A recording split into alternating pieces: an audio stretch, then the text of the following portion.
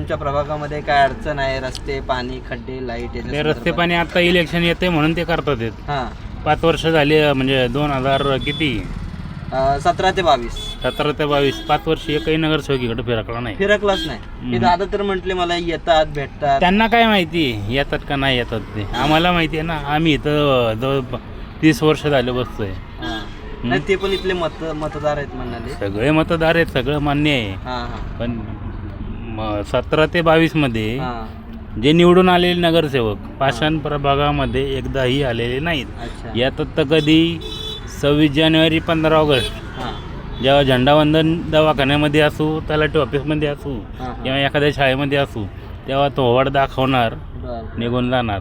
बरं ते दवाखान्याचा मुद्दा काढला. दवाखान्याची काय परिस्थिती आहे सध्या? आता दवाखाना म्हणजे कसं आहे की सध्याच्या व्यवस्थित आहे पण तो बरेच वर्ष जुना आहे.